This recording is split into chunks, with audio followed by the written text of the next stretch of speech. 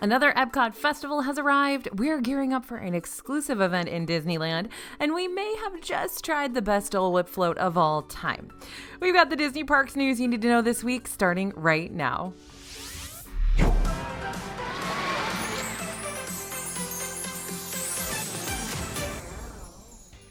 Hey everybody, it's AJ for Disney Food Blog. Every week we're bringing you the latest updates from Disney World, Disneyland, Disney Cruise Line, everything in the Disney Parks globe sphere world, right here on DFB Guide. This week we've got a whole bunch of new fun snacks and a whole bunch of construction updates, plus even more details on that special ticketed event coming to DCA. So let's get started. Big news. Disneyland can open April 1st. Does that mean they will? Not necessarily. Let me explain. It's not an April Fool's joke. The state of California has officially altered its guidelines for when it is safe to open theme parks, which means Disneyland may be able to open starting April 1st. According to those new guidelines, theme parks in California will be able to reopen at 15% capacity as of April 1st, once the county they're in moves to the substantial tier. This tier system is the statewide reopening tracking system related to the number of COVID cases in a given area. Further capacity adjustments can be made once the counties are in the moderate and minimal tier. California residents will be the only guests permitted to attend the reopened parks. Disneyland President Ken Potrock released a statement saying that they look forward to sharing the reopening date of Disneyland soon. The Flower and Garden Festival has begun. Yep, EPCOT's second festival of 2021 started this week. Things kicked off on Wednesday, and the festival will run through July 5th. If you want all the details, including photos and tasting notes on every single item at the food booths, head to DisneyFoodBlog.com to catch up with all of our festival coverage. And be sure to check out our Best of the Fest video. That's going to give you the lowdown on which items must be on your festival buy list. Things are still a little different at the EPCOT festivals, but on weekends you can catch some more live music performances at the America Garden stage. We love Mariachi Cobre, but it's nice to get some fresh entertainment in the park. Disney released the lineup of performers this week. Local bands will be performing on weekends, Friday through Monday, and you can check out the schedule and what genres you can expect to see over on DisneyFoodBlog.com. We've got a first look at the Moana-themed rooms at the Polynesian Village Resort in Disney World. Yep, Disney's released photos of the new Moana-themed room designs at the Polynesian. The resort was scheduled to open in October, but that was pushed back for this major room refurbishment project. As Disney shares, these reimagined spaces feature a new color palette inspired by the Pacific Ocean and its many islands, including details, patterns, and textures from the hit Walt Disney Animation Studios film Moana. You'll see characters from the Disney film in the wallpaper and artwork throughout the room, and work is still continuing on the resort's entrance and monorail station as well. Right now, only Disney Vacation Club rooms are open at the Polynesian, but booking has now opened for all rooms for arrival dates starting July 19th, 2021. All Polynesian Village guest rooms will have the Moana look when they become available this summer. And 20% of Disney stores will be closing. According to CNBC, Disney will be closing at least 20% of Disney stores before the end of this year in an attempt to direct the company's focus onto e-commerce business. It's expected that a minimum of 60 Disney store locations in North America will shut their doors. The company anticipates closing 1/5 of Disney store locations and then determining if any further closures need to take place. European stores in particular can expect to see significant reductions. Target partnerships will not be impacted by these closures. All right, coming up on April 17th is another food favorite event, the Spring Food and Wine Classic at the Swan and Dolphin. The event's going to feature 12 food stations, over 50 beverage options, entertainment, and more. Tickets for the event cost $125, and you can find full menus over at DisneyFoodBlog.com. Now, there's a new Instagram wall in Magic Kingdom, just on the side of Sunshine Tree Terrace in Adventureland. There's a new Orange Bird mural designed by senior concept designer Chris Gardner and painted by artist Abdul Delgado. Orange Bird is holding the iconic citrus swirl in the new mural, and it's super cute and super colorful. All right, hashtag Barge Watch 2021. We got some big updates this week over on those EPCOT barges. We're checking in on the progress of construction on the new fireworks show, Harmonious, so often, and there are so many barges, it deserves a hashtag, right?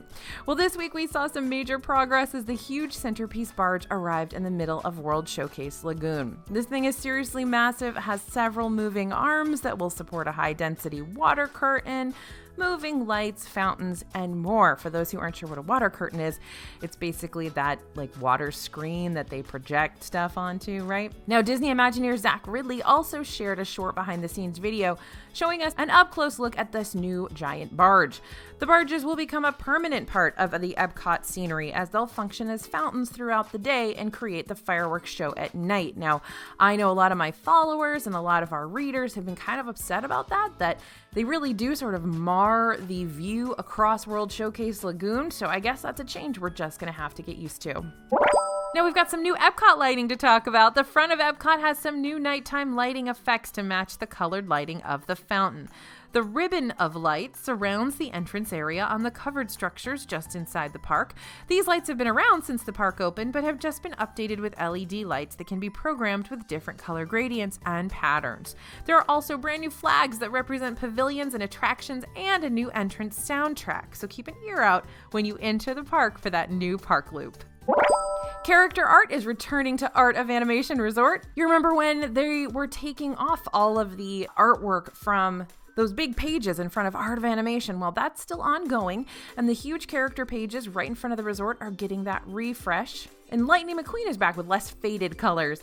We'll be keeping an eye out for the return of the other larger-than-life character drawings at this hotel, but it does look like they are replacing just the same ones that they had before, obviously, because those are what the buildings are themed after.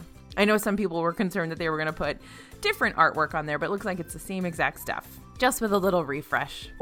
Now let's talk about some Hollywood Studios changes. There is now some extra outdoor seating with tables in Hollywood Studios at the Beauty and the Beast Live on Stage Theater.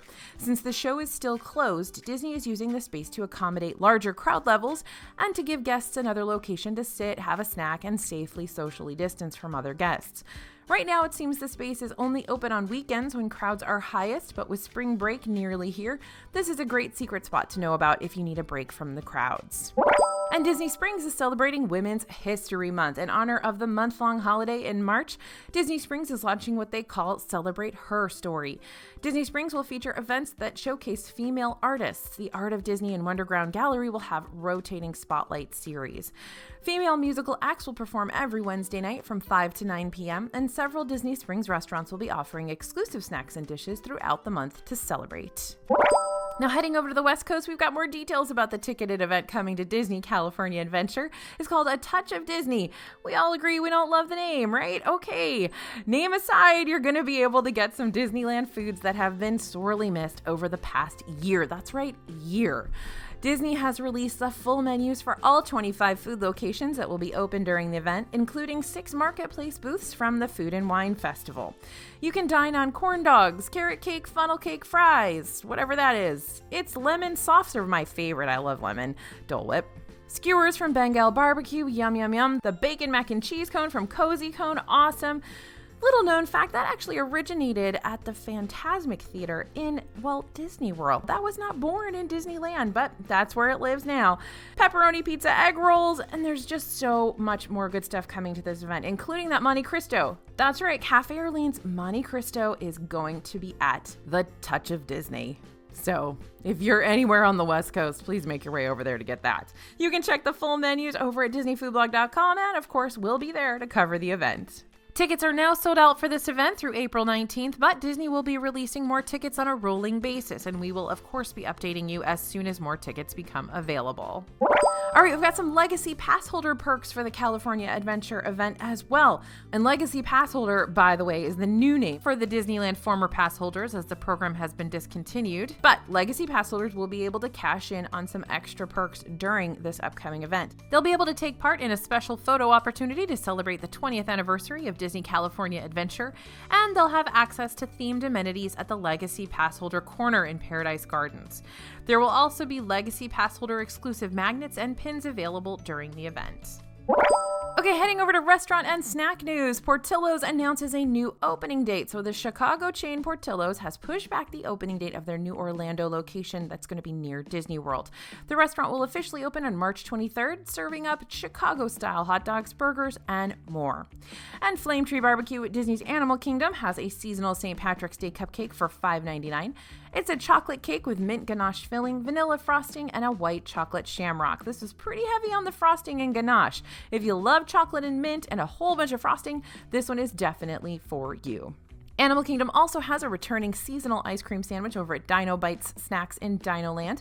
The St. Patrick's Day ice cream sandwich is 2 double chocolate chip cookies covered in shamrock sprinkles with mint chocolate ice cream in between for $6.99. We loved this one last year and it lived up to the hype. The cookies were so delicious and fresh. And again, if you love mint and chocolate, you're going to love this snack. Now there's a new surprise popcorn flavor over in Hollywood Studios. The springtime popcorn mix can be found at the popcorn carts in the park for $7.50. Now this comes separately bagged. It's not a popcorn flavor a la Tokyo Disneyland or anything like that.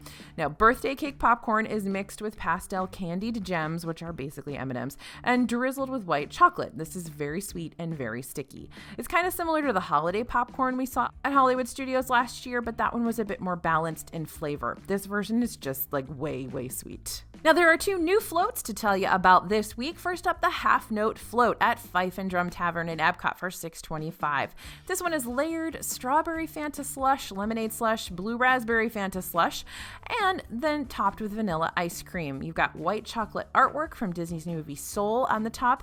It's fun and refreshing, but it will melt fast, and a lot of you will remember this general type of float from the Guardians of the Galaxy event a couple years ago. Okay, time for that float that might be our new favorite, the Mrs. Incredible float at Marketplace Snacks in Disney Springs for $9.99. This float comes with strawberry and lemon Dole Whip swirled, black cherry lemonade, and a twisty souvenir straw. They've had the souvenir straws around forever. I think they're just trying to get rid of them, but this is both tart and refreshing, and it's really fun and cute.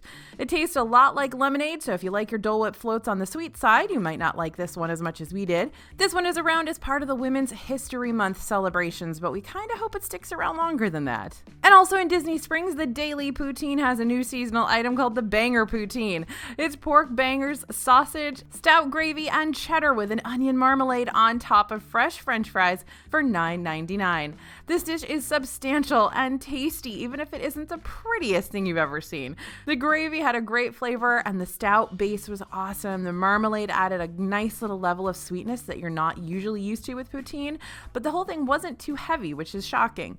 This one is just around for St. Patrick's Day, so get there soon if you want to try it. Now, Amorette's Patisserie, also in Disney Springs, has another Women's History Month celebratory snack, the flan cocho for $7. It's a chocolate-based flan topped with a tiny macaron, madeleine, dried strawberry, and caramel sauce. This one is very rich and in our opinion looked better than how it tasted, but if you love flan, this might be your new favorite dessert. And Vivali Il Gelato in Disney Springs is also getting on the green snack bandwagon. The green velvet cake shake is made with cake batter gelato and green velvet cake with cannoli cream and whipped cream for $15. The green velvet cake crumbles that were mixed into the shake itself added a great difference in texture, which we really enjoyed.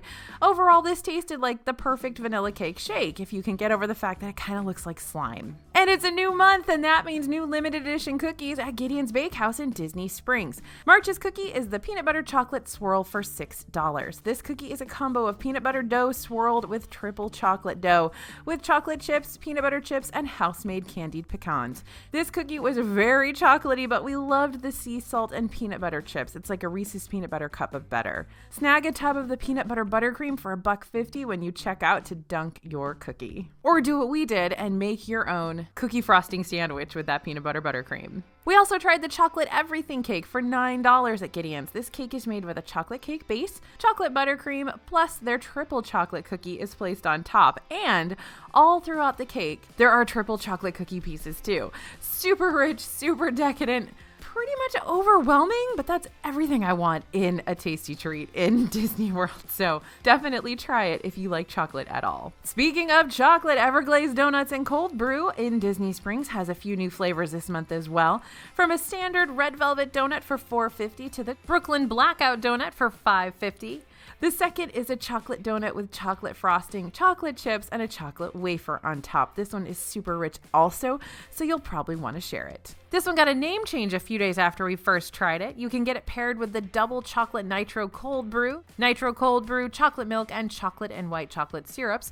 We were honestly expecting a very sweet flavor based on that name, but this was much more of a rich chocolate with a strong coffee taste. Get them together for $14. There's also a new cinnamon roll at Everglazed Donuts.